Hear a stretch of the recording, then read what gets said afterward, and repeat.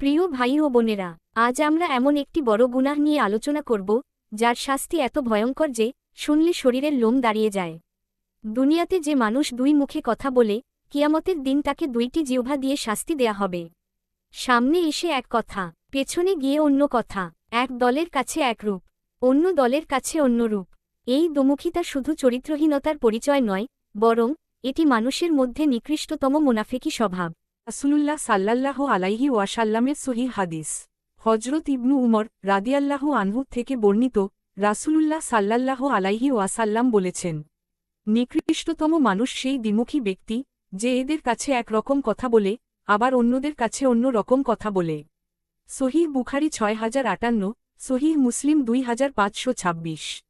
উলামায়ে কেরাম বলেন, দুনিয়াতে যে দুই মুখে কথা বলেছে, পরকালে তাকে দুইটি জিহ্বা দিয়ে শাস্তি দেওয়া হবে।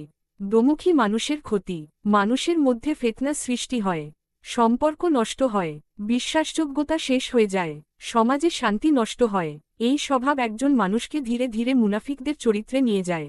পরকালের শাস্তি, কবর থেকে হাসর পর্যন্ত দোমুখী ব্যক্তির মুখ লজ্জা, অপমান ও যন্ত্রণার আগুনে পুড়বে, কারণ দুনিয়াতে সে মানুষকে প্রতারিত করেছে, বিভ্রান্ত করেছে, ফিতনা ছড়িয়েছে।